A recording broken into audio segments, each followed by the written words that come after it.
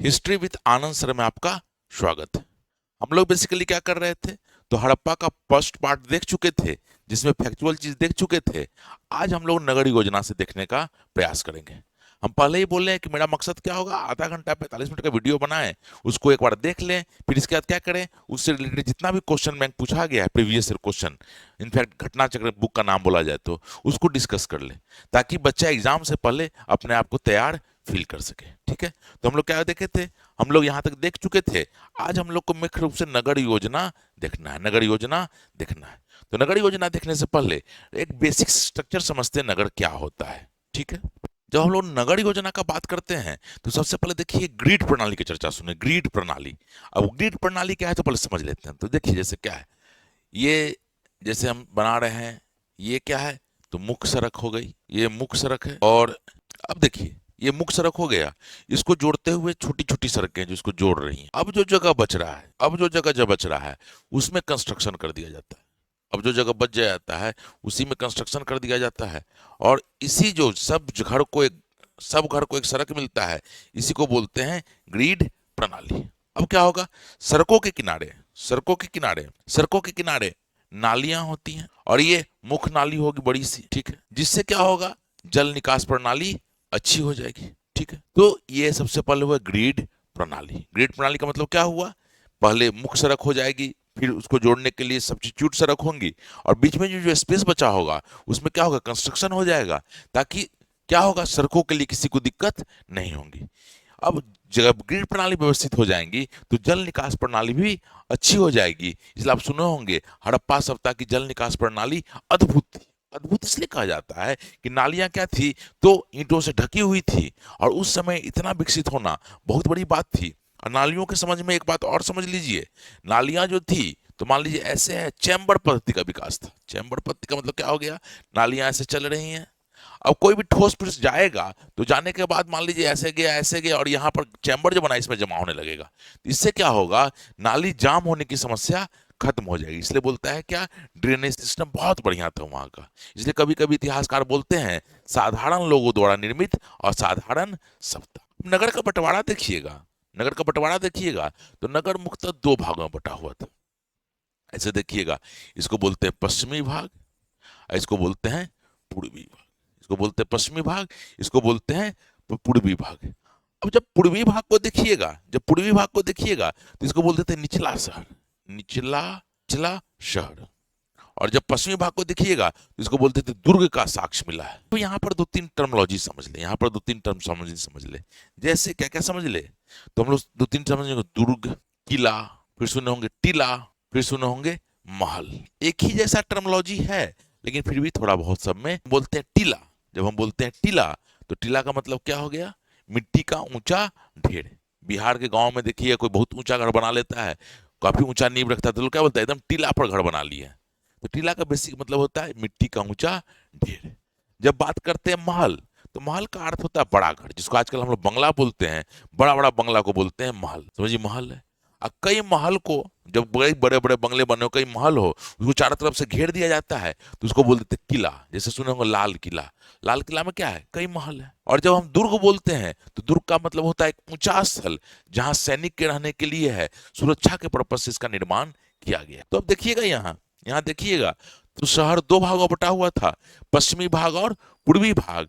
पश्चिमी भाग में दुर्ग का साक्ष्य मिला है, जबकि पूर्वी भाग में निचला शहर। अब हुआ क्या है, बोला जाता है इसकी सुरक्षा के लिए, इसकी सुरक्षा के लिए बाउंड्री दीवार बनाया गया, घेरा डाला गया है। देखिएगा ऐसे करके, इसकी सुरक्षा के लिए, जिससे ये अनुमान लगाया जा रहा है, जिससे ये अनुमान लगाया जा रहा है कि संभवतः यहाँ शासक वर्ग रहते होंगे, यहाँ शासक वर्ग रहते होंगे।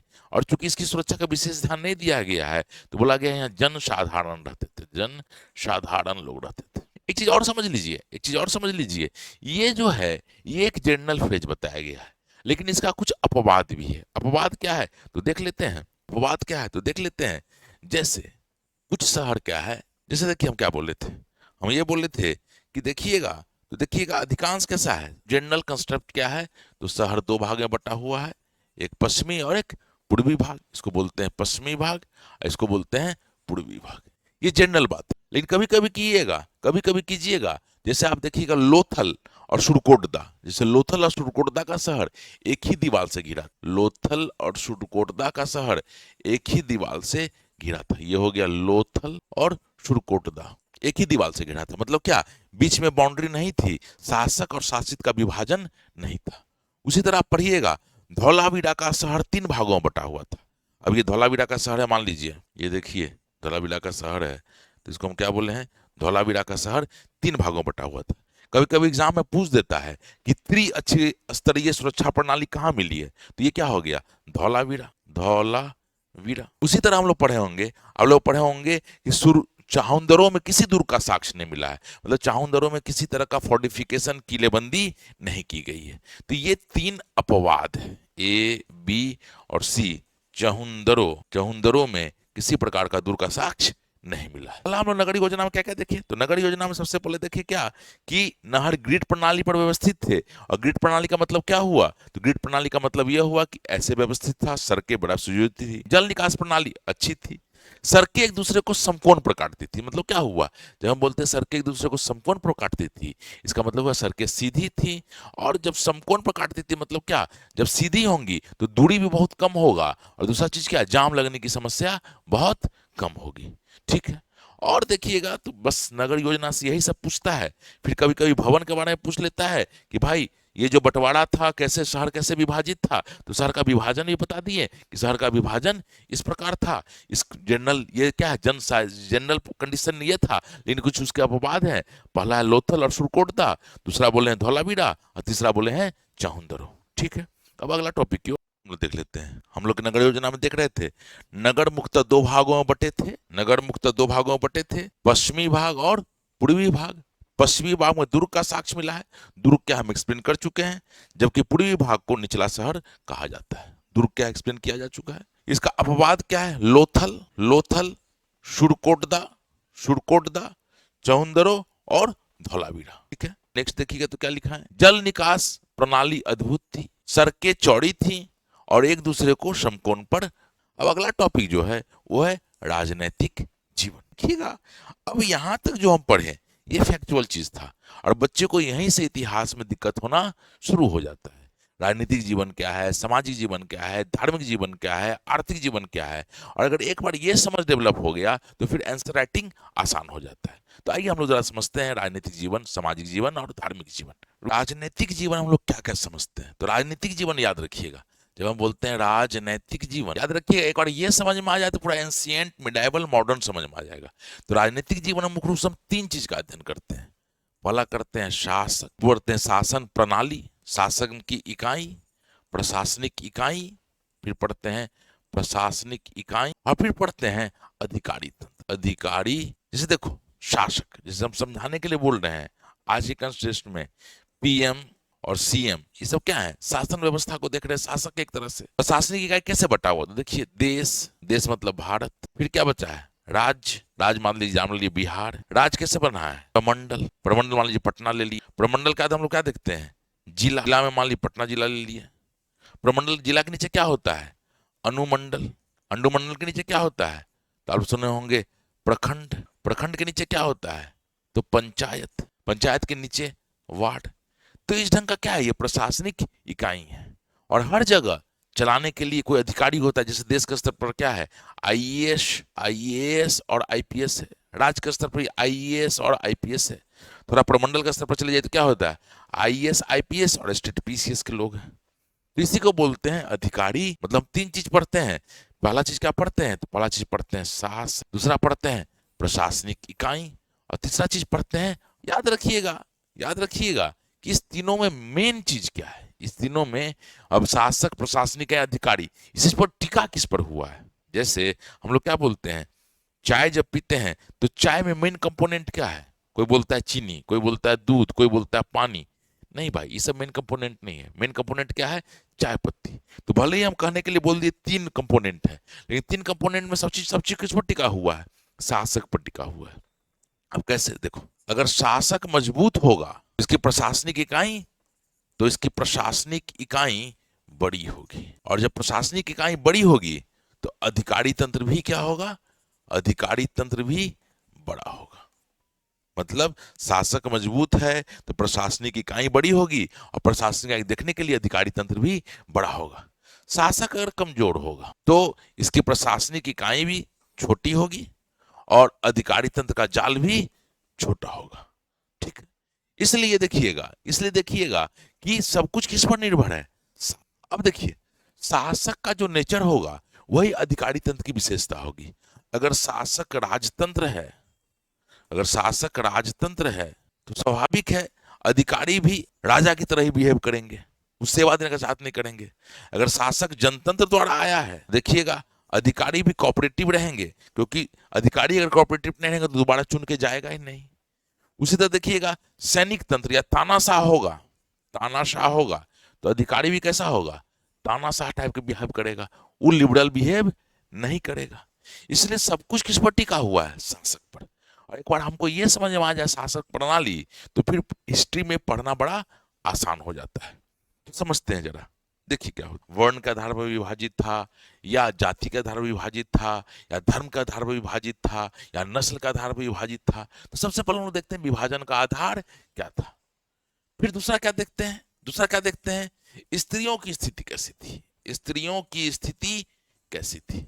और तीसरा चीज देखते हैं समाज में पिछड़े वर्गों की स्थिति कैसी थी, पिछड़े वर्ग की स्थिति कैसी थी। याद रखिएगा, जब भी सामाजिक जीवन पूछे तो हम लोग को इसी तीन चीज के अंतर्गत देखना है। पहला क्या देखना है, विभाजन का आधार क्या था, स्त्रियों की स्थिति कैसी थी, और समाज में पिछड़े वर्ग की स्थिति कैसी थी। ठीक है, अब प्रश्न करते हैं कि हड़प्पा सप्ताह में कैसे देखें। अब देखिए, हड़प्पा सप्ताह हम लोग देख चुके हैं। हम जब नगर योजना पढ़ रहे थे, उससे पहले जो लास्ट लेक्चर पढ़े थे उसमें देखे थे कि हमें अंतिम संस्कार के अलग अलग विधियों का साक्ष्य मिलता है। पूर्ण समाधि, आंशिक समाधि, दाह संस्कार, ये आपस में ये संस्कार की अलग अलग विधियां बता रही है कि समाज विभाजित रहा होगा। फिर दूसरी तरफ देखिए, हम जब धार्मिक जीवन देखेंगे तो उनकी उपासना में भी कई भिन्नता देखें। कोई पशुपति की पूजा कर रहे हैं, कोई वृक्ष की पूजा कर रहे हैं, कोई मातृ देवी की पूजा कर रहे हैं। तो स्वाभाविक ही इनकी उपासना की पद्धति भी अलग अलग थी। नगर दो भागों में बटा था, हम लोग देख चुके हैं। तो नगर का विभाजन भी बता रहा है कि कहीं ना कहीं समाज विभाजित था। अंतिम संस्कार की अलग अलग विधियां, नगर योजना का विभाजन, धार्मिक मान्यताएं यह बता रही हैं कि समाज विभाजित था। लेकिन विभाजन का आधार क्या था ये हमको स्पष्ट नहीं है। आधार का मतलब क्या हुआ, वो जाति के आधार पर विभाजित थे, या वर्ण के आधार पर विभाजित थे, या धर्म के आधार पर विभाजित थे, या नस्ल के आधार पर विभाजित थे, ये हम लोग को पता नहीं है। लेकिन विभाजन के चिन्ह मिल रहे हैं। ठीक है, जहां तक स्त्रियों का बात है तो इतिहासकारों ने एक राय रखा है कि अधिकांश मूर्तियां मातृ देवी की मिली हैं, जिससे यह राय रखा गया है कि लगता है समाज मातृ प्रधान रहा होगा। हम फिर बोल रहे हैं, इतिहासकारों ने क्या लिखा है, लगता है समाज मातृ प्रधान रहा होगा, था नहीं। मतलब क्या, इन्होंने एक राय रखी है, और राय सही भी हो सकती है और गलत भी हो सकती है। जहां तक पिछड़े वर्ग का बात है तो हमारे पास उतनी साधना ही नहीं, मतलब उतना संसाधन नहीं है जो जिसका हम लोग अध्ययन कर सके। तो सामाजिक जीवन में इतना ही। ठीक है, अब आ जाते हैं हम लोग धार्मिक जीवन, या पहले सामाजिक जीवन क्या क्या है इसको देख लें। सामाजिक जीवन में क्या पढ़ेंगे, समाज मातृ प्रधान रहा होगा, समाज विभाजित रहा होगा, परंतु विभाजन का आधार स्पष्ट नहीं है। विभाजन का आधार स्पष्ट नहीं है मतलब क्या, विभाजन किस आधार पर था, धर्म के आधार पर, जाति के आधार पर, वर्ण के आधार पर, या लिंग के आधार पर, ये बहुत क्लियर नहीं है। ठीक है, अब आ जाइए धार्मिक जीवन। फिर हम लोग समझते हैं धार्मिक जीवन के अंतर्गत मूल रूप से क्या क्या। देखिए, धार्मिक जीवन के अंतर्गत जब हम लोग बोलते हैं धार्मिक जीवन, तो धार्मिक जीवन के अंतर्गत मुख्य रूप से तीन चीज का अध्ययन किया जाता है। पहला, ईश्वर कौन है, ईश्वर कौन है।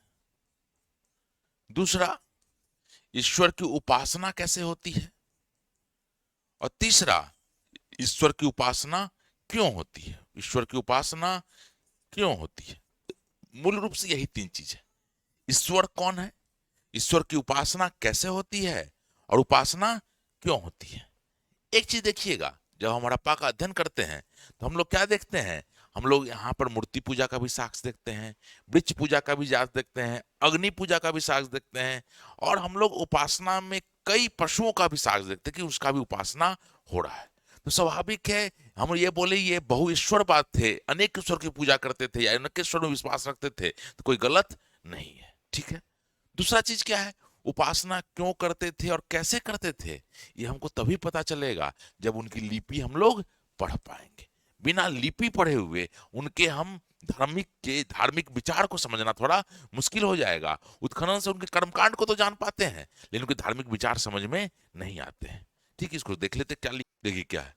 हड़प्पावासी पृथ्वी, पशुपति, वृक्ष, पशु तथा अग्नि की उपासना करते थे। हड़प्पावासी पुनः जन्म और परलोक में भी विश्वास करते थे।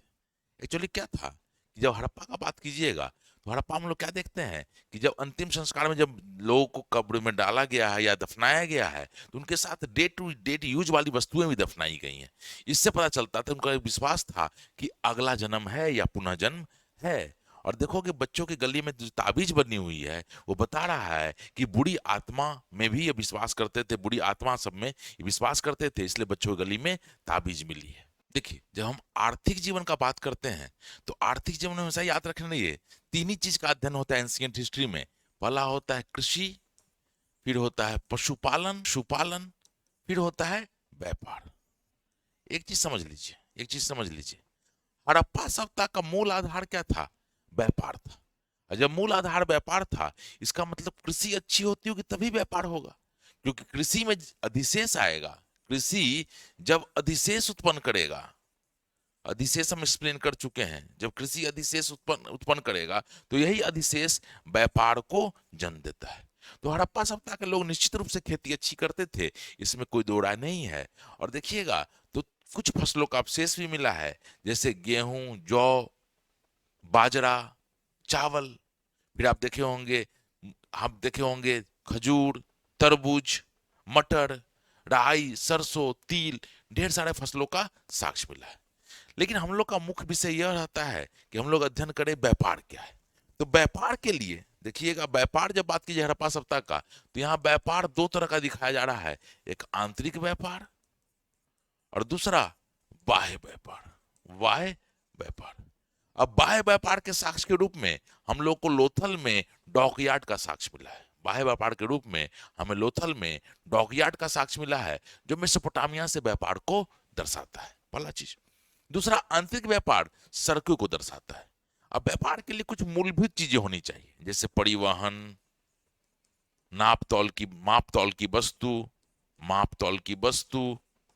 कुछ माप तौलने के लिए होना चाहिए, फिर लिपि होना चाहिए, कानून व्यवस्था होनी चाहिए, तभी जाके व्यापार होता है। हड़प्पा सभ्यता के उत्खनन से हमें सब चीज का साक्ष्य मिला है, माप तौल की वस्तुएं भी मिली हैं, लिपि का भी साक्ष्य मिला है। तो ये बस स्पष्ट बता रहा है कि व्यापार आंतरिक भी होता था और बाह्य भी होता था। ठीक है, अभी जरा इसको देख लेते हैं। देखिए, आर्थिक जीवन हड़प्पा सभ्यता में निम्नलिखित फसलों का साक्ष्य मिला है: चावल, जौ, बाजरा, मटर, खजूर, तरबूज, राई, सरसों होगा, राई, सरसों, तिल। व्यापार के अंतर्गत मुख्य रूप से यातायात, परिवहन, विनिमय का माध्यम। विनिमय का माध्यम क्या? पैसा चाहिए, एक्सचेंज चाहिए। यह हड़प्पा में कोई मुद्रा का साक्ष्य नहीं मिला है। माप तौल की वस्तु, लिपि और कानून व्यवस्था। ठीक है, अब आ जाइए हड़प्पा सभ्यता का पतन। देखिए, हड़प्पा सभ्यता का पतन थोड़ा एक्सप्लेन कर देते हैं, लेकिन कभी भी आपसे पीटी में हड़प्पा सभ्यता का एक्सप्लेनेशन पूछेगा नहीं। इसलिए नहीं पूछेगा कि बड़ा गंभीर विषय है और अभी भी इतिहासकारों में कई विवाद है। अब देखा जाए तो मुख्य रूप से तीन प्रश्न था। पहला था विदेशी लोगों द्वारा आक्रमण का साक्ष्य, दूसरा क्या बोला गया? प्राकृतिक आपदा, और तीसरा बोला गया जलवायु परिवर्तन। अब जैसे यही आर्यों का आक्रमण के विषय में बोला गया विदेशी लोगों का आक्रमण, इसी को बोला गया विदेशियों का प्राकृतिक आपदा में बाढ़ आ जाता है, सूखा आ जाता है और सिंधु नदी का दल बदलना आ जाता है। जलवायु परिवर्तन में ये अभी मुद्दा बना हुआ है। देखिए, हड़प्पा सभ्यता का जब पतन का बात किया गया, तो पहले व्याख्या कर दिया गया हड़प्पा सभ्यता का पतन आर्यों के आक्रमण के कारण हुआ। लेकिन जब जैसे जैसे रिसर्च आगे बढ़ा तो यह क्लियर हो गया कि आर्यों का आगमन और हड़प्पा सभ्यता के पतन में लगभग 300 से 350 का अंतर है। 300 से 350 वर्षों का अंतर है। तो ये तथ्य सही नहीं है। बाद में इस तथ्य को अस्वीकार कर दिया गया। एक्चुअली अंग्रेजों का मकसद क्या था? अंग्रेजों का मकसद था यह साबित करना कि उत्तर भारत के लोग आर्यन हैं और दक्षिण भारत के लोग द्रविड़ियन हैं, तो दोनों के बीच एक दरार पैदा कर सके और स्वतंत्रता संग्राम के आंदोलन को कमजोर किया जा सके। उनका मकसद जो इतिहास लेखन था, साम्राज्यवादी दृष्टिकोण था। जब बात करते हैं बाढ़, सूखा, मतलब बीमारी का और जाना, तो इस पर इतिहासकारों ने कहा कि ठीक है, हमें बाढ़ के भी साक्ष्य मिले हैं, सूखा के भी साक्ष्य मिले हैं, सिंधु नदी का जल बदलने का साक्ष्य भी मिला है, लेकिन इतना जितनी प्राकृतिक आपदा का बात कर रहा है, उससे एक नगर, दो नगर या चार नगर का पतन हो सकता है, पूरी की पूरी सभ्यता का पतन नहीं हो सकता है। ठीक है, जलवायु परिवर्तन को एक कारक माना गया है। अभी आईआईटी खड़गपुर ने जो रिसर्च किया है, उन्होंने क्या कहा कि धीरे धीरे क्या हुआ, जंगल कटने लगे और अगल बगल संसाधन पर जोर बढ़ना शुरू हो गया। और जब जंगल कटने लगे तो स्वाभाविक है वर्षा की मात्रा धीरे धीरे कम हो गई, और जब वर्षा की धीरे धीरे मात्रा कम हो गई तो उपज कम हो गया, उपज कम हो गया तो अधिशेष कम हो गया, और अधिशेष कम हो गया तो इनका व्यापार रुक गया, और जैसे ही व्यापार रुक जाएगा तो इनका पतन होना स्वाभाविक है। तो पतन को हम लोग पढ़ लेते हैं, लेकिन कभी भी पतन अध्ययन का विषय नहीं रहा है, क्योंकि अभी भी इसके बारे में स्पष्ट जानकारी नहीं हो पाई है। ठीक है, एक चीज हम कहेंगे, अगर आपको पढ़ाने का तरीका सही लग रहा है और चीजें समझ में आ रही हैं, तो आप क्या कीजिए, इसको लाइक कीजिए, सब्सक्राइब कीजिए और अपना कमेंट जरूर भेजिए। अब हम क्या करेंगे, 2 लेक्चर हड़प्पा पकड़ दिए हैं, तो देखते हैं प्रीवियस ईयर क्वेश्चन जो पूछ चुका है घटना चक्र में, उस पर भी 2 वीडियो बना देंगे, ताकि आपका पूरा सेटअप तैयार हो जाए, पूरा एक तैयारी तैयार हो जाए और चीजें क्लियर हो जाए। धन्यवाद।